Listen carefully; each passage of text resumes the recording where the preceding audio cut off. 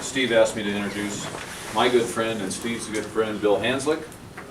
Bill was a former basketball player. I think most of you have known that, of the Denver Nuggets, and was the head coach for the Denver Nuggets. Bill co-founded Gold Crown Foundation in 1986 with the purpose of filling the voids in girls basketball. Today, Bill works as a full-time CEO of Gold Crown. So I think that's one of Bill's most fabulous accomplishments, I think. I think that's one of the most things you're proud of. But good friend of mine, Bill Hanzlik, welcome him, and we look forward to it. Mike, thank you. Thank you, Bill. Thanks, guys. So, it's a pleasure being here today. Steve asked me to give you a few words of wisdom, and I'll do my best at that. But I like, when I like to talk about interaction. That's where I think, instead of me trying to preach to you all day today, we'll just talk about some things, and I think it'll make sense in the end. And sometimes I get a little deviated off a path here or there, but we're going to have some fun today. And as I often say, like in sport, we're going to talk about sport today a little bit. Is that good or bad for with kids? You have to be ready. You have to be on your toes. And when you're ready, good things usually happen, whether in life or sports or whatever. But as Mike said, my passion, I grew up, I was the youngest of 5. Basketball became my friend. We moved a lot when I was growing up, and basketball became the common denominator. I met people, I did different things, and the good Lord later on, as you look back, you go, wow, interesting. How did I get to where I am now? That certain things sort of add up. And I played pretty much all sports till I was in 9th grade. And as I said, I started moving.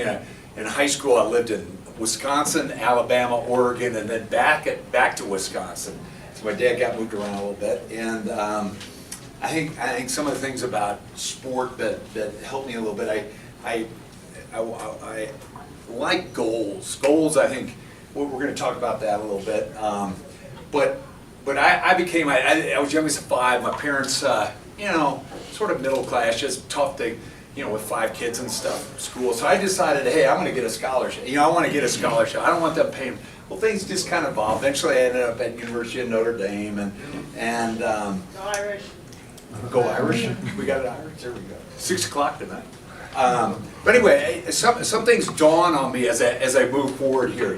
One, goals. Just kind of park that a little bit. I go through, I decided I wanted to be an engineer. I don't know why, my dad was an engineer, so I'm going to be an engineer. I'm a basketball player doing I'm a mechanical engineer, and I think, well, that's cool. Nobody else I think it might have been one other football player who was maybe in engineering that I knew at Notre Dame, and so I went through, and it was tough. And then senior year I faced a little adversity, goals, adversity. I dislocated my finger in a preseason kind of practice, and it was like this way. And usually you just pull your fingers back in and pop in. Then had to have surgery, so that was faced a little adversity there. They got through with. But 1980, unbelievably, good luck happens. I become the 20th pick of the first round of the Seattle Supersonics. And it became a challenge, goal, adversity challenge. Can I make this team? First round picks generally make teams, but if I was going to make it, this was a good team, and I was going to be the 5th guard on the team. But certain things, the unexpected things, kind of happen, and gradually, I got to play right away. One player held out, another player got hurt. Boom! Suddenly, I'm starting, and. Kind of a sidebar, you'll think it was kind of funny, I wasn't going to hold out or anything. My contract was not the same as other 20 picks of the first round over the previous years, which you kind of go off of. But my agent added in this clause that if I started 15 games, they had to pay me an extra $15,000. And I'm like, oh, that's nice, Ed. I got no shot at starting with this team, whatever. Well, things happen. I ended up starting 57 games. But after 14 games start, I'm thinking like, man, I'm going to get this. I don't start the 15th game. I'm like, what? like, I'm just young, and you learn things, and the coach came and said, look, we're just messing around with some things, don't worry, you're gonna be starting a bunch more games. I'm like, phew, that's good. So, anyway, I moved forward in my career. I played 11 years, and 3 backer operations later, I was done. So what am I gonna do? What did I want to do? I tried to prepare myself for that, but suddenly the good Lord had me placed in coaching. I went down to Charlotte, guys don't get opportunities like this. I'm like, all right, God, what do you want me to do with this? So pack up, move 4 kids, the whole family to Charlotte. We've been in the South, and that's a little different. So again, I bring these things up because I want to relate later on why I'm a big proponent of that. I think sports is a great thing for kids done the right way. So it really helped me. So I get down there, I have a challenge, I'm going to coach. I didn't coach before. I didn't know exactly what, but I'm the lead assistant, so I'm supposed to help these other guys. So, we move through and things happen, and I get going in my career, and bingo. I look back on my playing days, younger days, and what I love, goals, adversities, challenges. These different things keep cropping up. Bingo. I go into my next role, I'm going to become the head coach of the Denver Nuggets. I'm the greatest thing since sliced bread when I get signed. I mean, it's just like, promise that, all this, boom, boom, boom, boom, boom, good. 8 months later, 9 months later, I can't remember exactly what it was, boom, I'm fired. Boom. Almost the worst record. Fortunately, we won a couple at the end that I didn't have the honor of having the worst record in the NBA as a head coach. Again, I'm like, wow, how did, these things, lots of challenge, adversity. We had 5, I had to start 5 rookies. I don't make excuses, excuses are, whatever. There were a lot of challenges that year, but the path that it led me on became Gold Crown Foundation. Mike mentioned I started in 1986. We just wanted to do a 1-week girls nonprofit basketball camp. We thought we could help some girls. We scholarshiped about 1/3 of them. We raised some money, and our fun was just to give it away. That was our fun. So then gradually we rolled it in. Do we have any parents, have any Gold Crown kids here today? Any? One? Oh, man. But I remember I said, when you're ready, things happen. Yeah, there we go. That's awesome. So anyway, 33 years later, we started 150 girls. 33 years later now, we serve somewhere between 15 and 18,000 kids. Most of them are in sports. We operate basketball, volleyball, golf programs. Again, because of voids, there's some things. We think we may have the largest junior high basketball league in the country. We have in excess of 400 kids, or not 400 kids, 450 teams in this league. It's massive. Again, some sidebar lucky things happen. We have the guy that does our schedule, which is massive. We play doubleheaders every weekend in January, February. Playoff play or play back-to-back. Arthur Steicher, he's with the Boards Media Group. He does all the scheduling for the NBA, NHL, most of the major college conferences. Boom. And he said this is the most difficult thing he does because we're in about 40 different high school gyms with these 450 different teams, including our facility.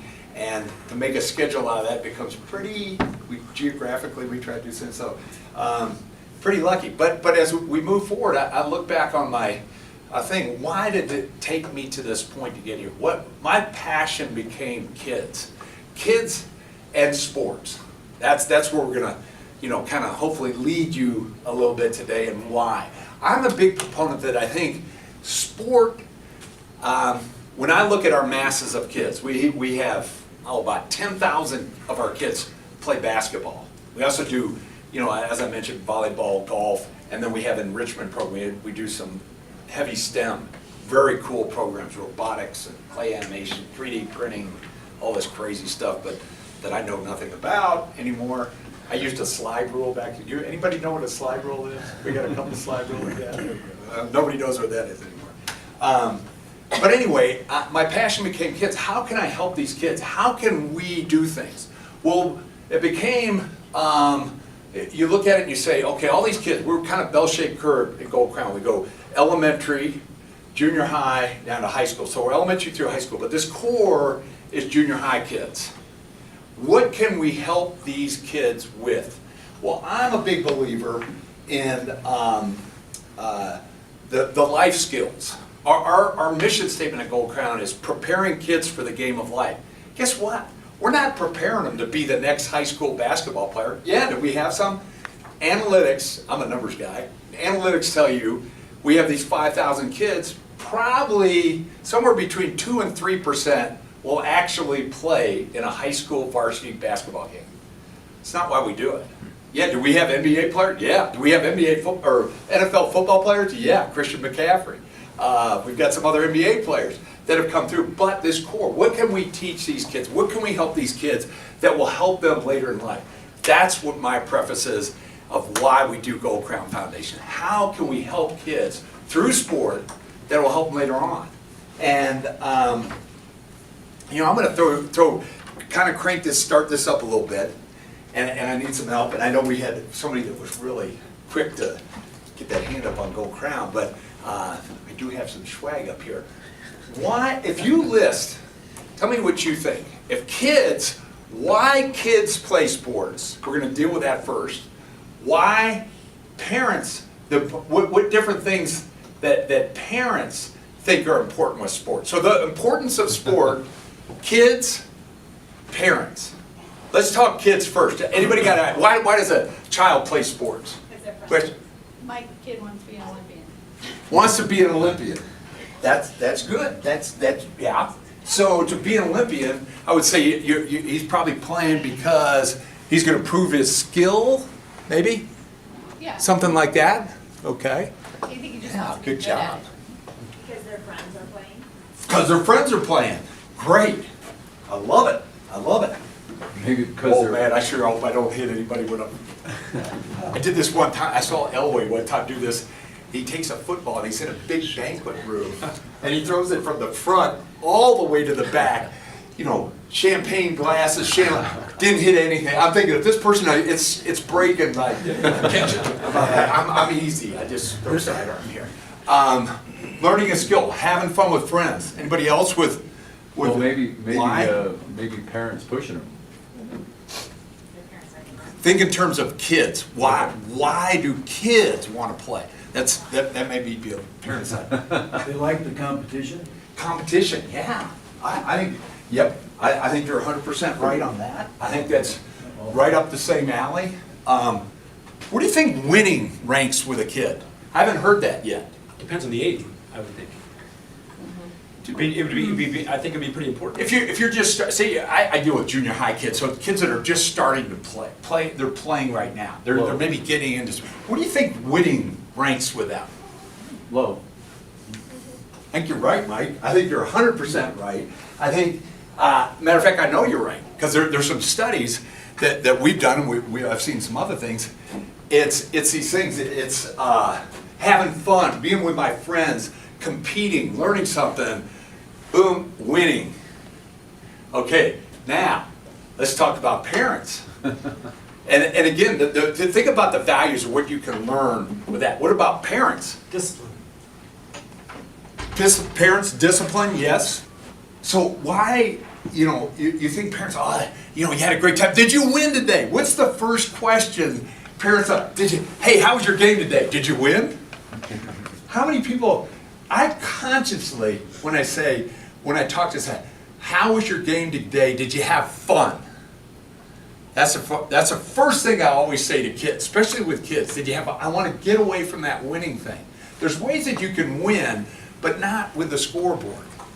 That's so important. I can't harp on that enough. And so my question to you as parents, why do you think parents think winning is the most important thing when you list all these things up, like friends and learning and I'm not saying all parents, I'm just saying general studies will show. Why do you think winning shows up there for the parent when they're talking about their kids? Pride. Well, probably is a measure of if the kids are working hard. I think if they're working hard, yeah. But if they're working hard enough, the parents are showing up and showing the kids that they're working, they need to work hard, that they'll win. Yeah, yeah. I think that's an option. Not the key one, but I think that's definitely part of it. I think there's this perception that winning is setting yourself up in the challenges of life ahead. So that you learn to win, you have to win because life is tough and the world is a challenge. So we're always in competition. Yeah. I think it'd be very, Yeah, I think you're definitely right on that. I think two parts. With my thought process kind of goes, yeah, there's the to win in life. Hey, it might be a little tough now because you're going to learn how to win, but it'll be easier later on. Or how often does a parent want to win because they think that's what their kids want to do? Again, I go back to my question, how'd your game today? Did you win? We all want to win. There's no question on that. I was just saying, it seems like a lot of parents want their kid to be the very, very, very best at every single thing they do, including all 5 sports in one season. And that they want, I feel like, I don't know, I just get the sense that there are so many parents who want, and maybe it's because college is so expensive, but they literally want a college scholarship for. Yeah, I think you're absolutely right. Parents want to win because they want what's best for their kids and they think that's best. But in reality, it's really, did they learn something new? Did they have fun? Did they give it their best effort? All these things that I get back in what we preach at Go Come, I call them those are the life skills. Those are what the teamwork, learning to work together. How fun, I will talk to youth groups. Inevitably, I'll say, when you do that class project on this thing, is it easier if you just go out and research and do everything yourself? Or is it kind of fun and better and you learn more if you have a group of you together? Oh man, group, boom. I said, isn't that teamwork? Yeah. What happens when you're playing your sport, soccer, baseball, you're working together, teamwork? The analogies are so good there. That's what I'm a big proponent with the positives of sports. So just bringing those out, and sometimes it's not always apparent with people on what they think. But how in this society, I feel like part of it is the way that sports are run now. Like it doesn't feel like there's like the good old doing sports for the right reason. It's like you're in it, and once you get to a certain age, you are either full-time, like professional soccer player at the age of 10, or you're not playing at all. Yeah. And it doesn't feel like there's that many We again at Gold Crown, we play our junior high league. We have some off-season, once-a-week programs where you can go to camp or something for once a week, but our core, when you play in our league, it's January, February. I don't believe in special. I mean, it's crazy. And you have to play year-round. It is absolutely crazy. Organizations want to get control of your child early on and develop them because that makes them look better. And the financial, no matter what they say it's not about the money. Yep, it's about the money. These club programs and things. It's not like they're bad people, but I think it's just wrong to take a 7-year-old and say, you're playing soccer year round.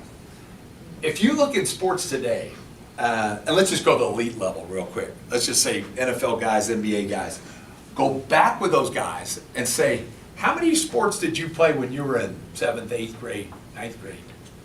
It's really up there on the multiples of sports. LeBron James played football. He was a wide receiver on his high school team. Now that's a little different story. But you look at a lot of these guys, even the college athletes that are really good, played multiple sports.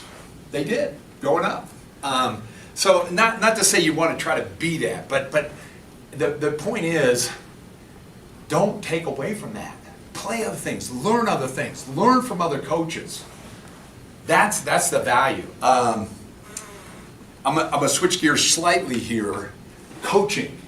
Do we have coaches in here? Anybody's coaching? One coach? You all should all coach. Some ways you probably do, whether you're in your business or your home, you're coaching. I've looked at with my kids growing up, and now that I'm past that point of remembering, I can't remember a game. Maybe once in a while you remember some goofy shot that went in or something or things like that. With my kids and their sports, but what I do remember, I remember them wanting to go to practice because they really liked their coach. It's just so apparent to me. And then, so then you go, you kind of, what is it, how can I be a good coach? What are the things? Well, it's not always just like, parent, again, get back to that thing, parents, they want to win. Kids want to have a good time. They want to learn a new sport. They want to compete, have fun, those things. So often when I'm talking to our coaches, we have, I don't know, 3,000 to 4,000 different coaches, but they're moms and dads. We're the organization of Gold Crown. There's only a few programs where we actually pinpoint and take coaches. We talk with these other parents and have seminars both on X's and O's and the psychology of sport and trying to work through that thing. So I learned long ago, I said, how do kids have fun? Well, first as a coach, and it might be that I always start off and said, you got to have a plan, okay? You guys know Yogi Bear-isms, the Yogi-isms? Mm-hmm. I always bring this one because I love it. If you don't know where you're going to wind up somewhere else. I love it for coaches, okay? Guys, coach, if you show up and you don't know where you want to go, those kids are going, they're going everywhere. So having a little bit of a plan is good.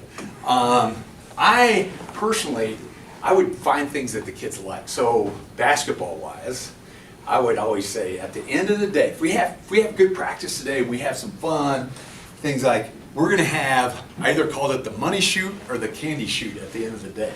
And that grabbed their attention. Well, what's that, coach? So I would take my little sheet of paper and I said, Mr. Hazelton, he can't make it outside of 1 foot, so I'm going to put a number 5 there. I'm not telling him yet. I'm going to put a 5 there. And Father Dollins, he can make one from the 3-point line out there, so I'm going to put him out there. And I said, well, call a number out, okay? Father Dollins were there. He said 10, but 10 is the top of the key. You're up at the top of the key. Mr. Hazelton, Mike, you're a 2. You're right next to the hoop. Even though I was just tricking him. But we let him shoot. You get 3 shots. If you make one, boom, you get a piece of candy. Somehow that excited him.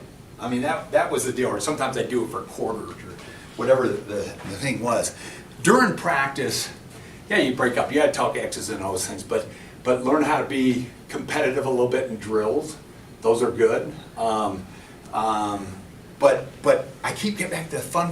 Why fun? That's what the kids want to do. They want to have fun. They want to learn some things. They don't want to feel like the yogi guy where they're going to be flying they don't know where to go or what to do. So how do they execute a play? And these things all come back to what I call life skills, preparing kids for the game of life. It might be the simplest little thing that's starting out, but they remember that. What was my job? I didn't make the basket, but what was my job to go set this screen and fake like I catch it over there? We also had, I don't know if this is good or bad, but it was fun. So we called it, I do it with my girls and I would say TP. We're going to run TP out of bounds. TP standing for trick play. Okay, so TP, Mary, you got it. I'd say TP, Susie, Mary, you got it out of bounds. So all the girls and Susie would line up at the foul line, and Mary would take the ball out of bounds. And as she gets ready to take it out of bounds, she hadn't quite stepped out yet. She's going to step out. She steps out of bounds. Well, Susie would go, Mary. I said, we got to go to acting school. Mary, I'm supposed to take it out of bounds, and walk right up, hand her the ball, and she put it in. They, they got the biggest charge out of that. Having fun is what it's about on these. That's what the kids want to do. And I get back to, being a coach, the best coaches are ones your kids want to go to practice to. Forget the games. It's having fun at practice. If you thought some things about it, as we're on coaches, what do you think are some things that are great about coaches you've seen, and what are some things not so good about coaches? Anybody got thoughts on that? Great things about a coach. Coaches that give lots of praise and encouragement, especially with young ones. Bingo! I love that one. Okay, anybody heard of the Positive Coaching Alliance? Anybody ever heard of that? PCA.org. Write that down if you want some good information. So I'm actually on the advisory board of this. PCA.org was made out of University of Stanford a business professor named Jim Thompson. I got to know him in about 2000. It's almost like 18 years ago, maybe 01, something like that.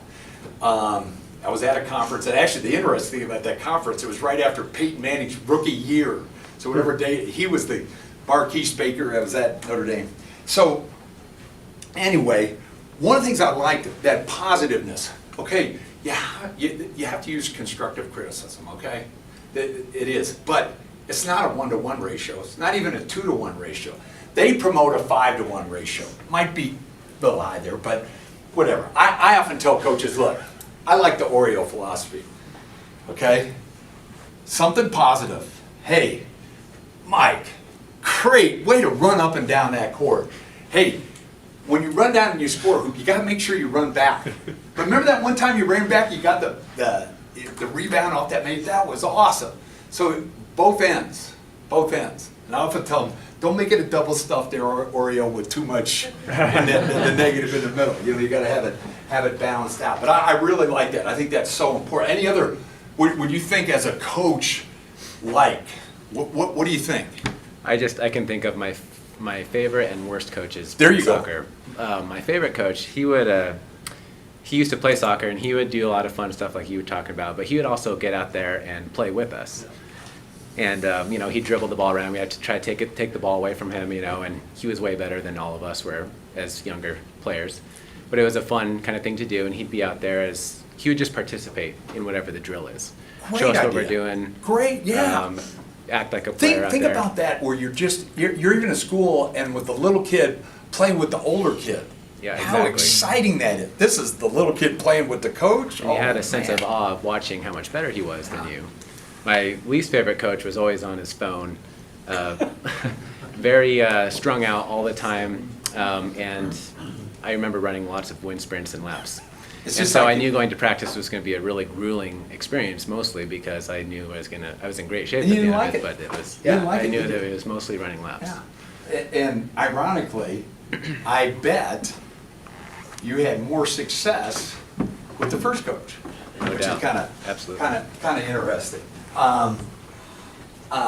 Anybody else with likes, dislikes that they had with coaches? Sorry. Go ahead. I was just gonna say, my daughter's soccer coach is so great. Like, you talk about that, have a plan. He has such a long game for them. Like, he talks about how it's not about winning and losing, it's about how we grow as a player and how we develop. And he always focuses on what they do well and what they're working on. And they lose a lot, but that's not what his focus is on. And if they don't win the right way, then it doesn't count.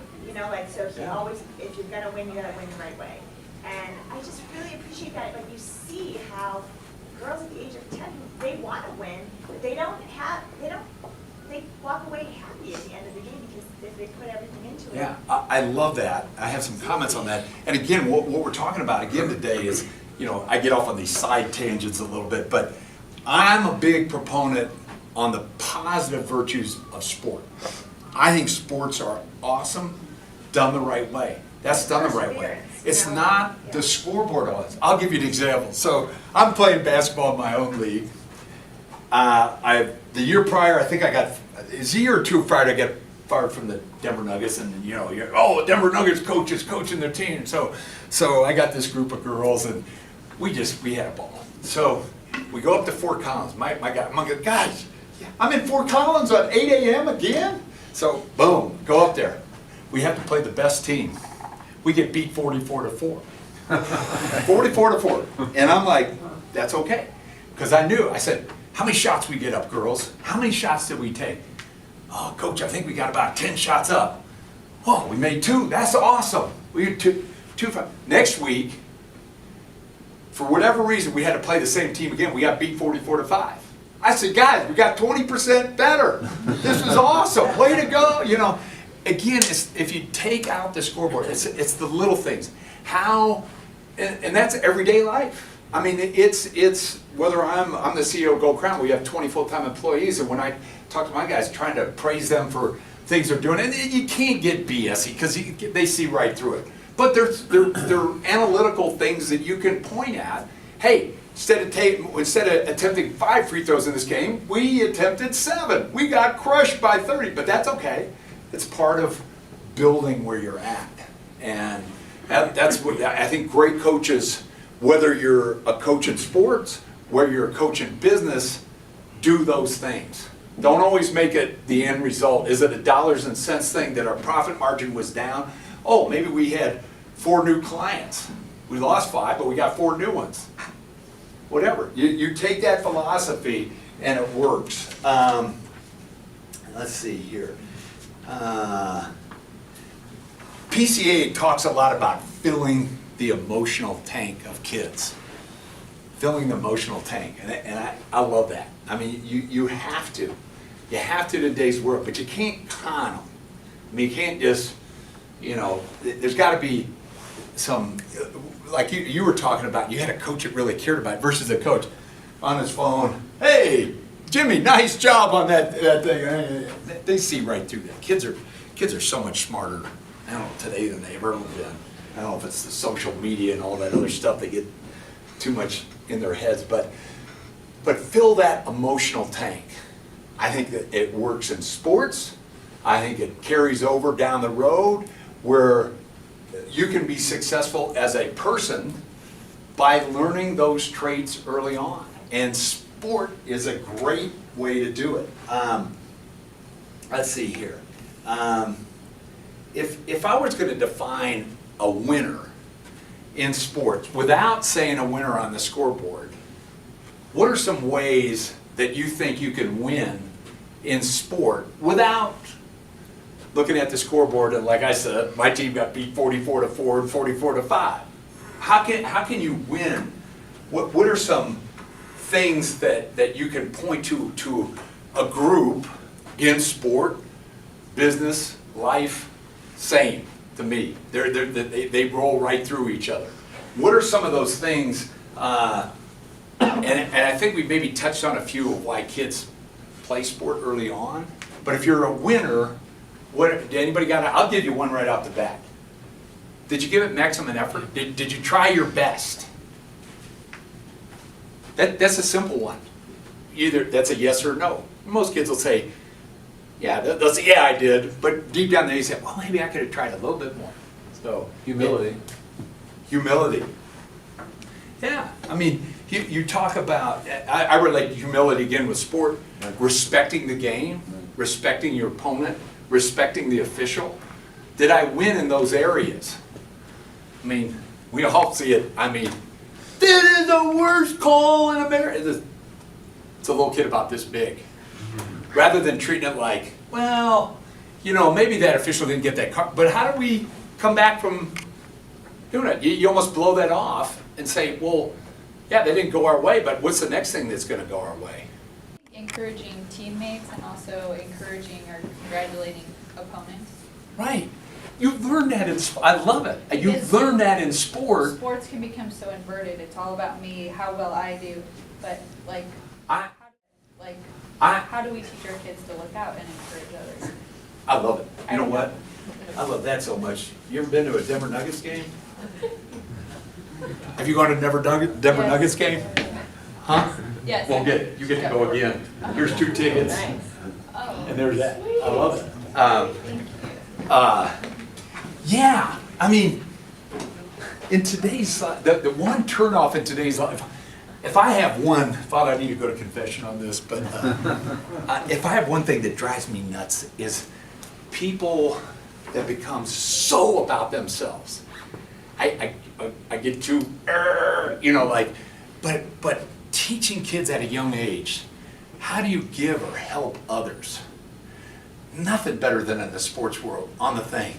Kid gets knocked down or maybe gets scored on. Hey, don't worry about it. We'll give next time. that means so much to that person that you can't even describe it. I mean, and a coach can build that sort of community, whatever, within a team by doing that and helping kids do it. And yeah, sometimes you have to reward them a little bit. Hey, we're going to have it the humility award of the game today. And here's what humility means. Boom. And at the end, you really bring out somebody that did something special. Well, guess what? You do it once, they all want to come at it. You had a great one. Oh, just back to your earlier point, did you improve? Did you improve? Oh, yeah. You know what's amazing? When you do these things, you totally improve, which is one of those things. Did I learn and did I improve? By doing these simple things, you not only learn and improve as a sport and athlete, as a life skill later in life, by doing those things, you feel better about yourself, and that inevitable scoreboard as you get older gets closer or it twicks the other way and you win the game. It's been tracked. That's, again, PCA.org. Go. They're fantastic, and I'm really about. What about another great one? We kind of touched on it a little bit, but I want to bring it up a different way. What should kids feel about a mistake? Me got any thoughts on that? Well, in framing it in positive, because often mistakes are something negative, but mistakes are just another opportunity to learn. They do need to learn. Yeah. But are mistakes part of the game? Are they part of life? So I guess you kind of learn them. Should a child fear mistakes? You're hesitating. Oh, no, Oh. not at all. Yeah. I Yeah. mean, they don't feel good, but they're going to happen, and if you frame them as an opportunity to learn how to Learn, grow. receive them, Yeah. grow, yeah, they're an Yeah. opportunity to learn. I can't emphasize this enough to our coaches. Mistakes are okay. We want you to have mistakes. Otherwise, you go over and you sit in this corner and say, yeah, I'm not gonna make a mistake. That's a great game, I didn't do it. But if I really tried to make that play or do that, whatever it was, and it didn't go right, that's okay. You gotta have, that's okay. I'm sure that changes a little bit, where you gotta pare it down, but especially with little kids. Try something new. How are you gonna prove if you don't make a mistake? That doesn't mean you try the Rocky over the head half-court shot, but there's ways that you can improve. And the main point I want to make is don't fear mistakes. Kids, we've seen them with our kids or things, and you see a kid that just, wow, real hesitant. Just play. Just go have fun. Teach them how to have fun. Teach them humility. Teach them things that why they enjoy the game. And while you're enjoying the game, don't worry if you have a mistake. Give them a little Oreo cookie, not double stuff. Give them a little positive on the one end. Okay, maybe you tried it this way the next time, they'll get it, and then this result will happen in a good way. Let's see here. Told you I'd go all over the place. Let's see here. One area, other area I want to talk a little bit about sports is girls in sport. Because as Gold Crown Foundation goes, that we're putting a big emphasis on that right now. Because you know why? Girls in sports are going like this on the high school level. Whether you know or not, it is. So, I'm always interested, why do you think that is the case? Boys, a little bit down too, in different areas. There's different sports that are a little up or down, some new ones coming on, but girls in particular, down. First off, why do you think girls play sport? Anybody? Same reason boys They, do. Same reason boys do. yeah. I think more social, yeah. I think both answers right, but I'm Confidence? interested. I'm thinking a little bit the social thing. And maybe this is a stereotype because I'm 60 years old, I'm an old guy, whatever, but boys, it's all boys get knocked down, why not get up and run? Girls get knocked down and, it's a different kind of, they get the hug from the teammate and all that, they like that. They like the social aspect. iPhones, iPads, Instagram, all those crazy stuff, tweets and all that. I'm asking you, I don't know. Why are girls not it's a numbers thing. I told you I was an analytics guy. So why? Are they getting are girls getting more of their, or do they don't feel like they can compete and they have no chance to make this team? But you see it a lot in the third level programs. I mean, you got varsity JV, like freshman, sophomore. Some schools don't have enough to fill a team. There's plenty of girls. There's not enough to fill a team. Why? Perhaps if they're not in the first 2 tiers, then it's not even worth playing, or I'm not that good at it. I think like you were saying, now if you're gonna do a sport, it's either all or nothing. It's either 5 days a week or no sport at all. And so where is that, well, what's a reasonable amount of time to spend in a sport? Right. I'm trying to figure this out because we've done a lot with our family. We did some social media, we call them sizzle videos that, hey, volleyball is fun. We did it for our volleyball. We're doing one for our basketball program. Trying to get girls to show the thing. Go ahead. I wonder if it has to do with, like, my mom wasn't offered all the options, right, in her generation. And so when it came time for me, she said, well, you have these opportunities, take them.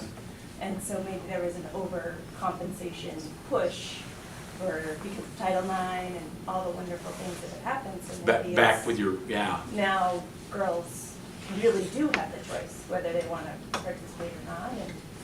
And, I don't know. Could be, I'm just looking for any. I think maybe kids are getting the message that there's a lot of conversation around if you don't play at a certain level, you can't play high school sports. That's a very common conversation at younger levels. And maybe kids are hearing that. But also I think the idea of jumping in and trying something that you've never tried before, I don't think maybe we are developing children like that anymore. I think So you think it might be a parent or school or something that could social media, help?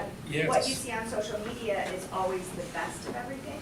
So we're growing a generation of kids who feel like they either have to be the best or nothing. You see the suicide rates, and yet when they get out and they become a part of the team, that social interaction is so much more important than the social interaction they're getting on their phone.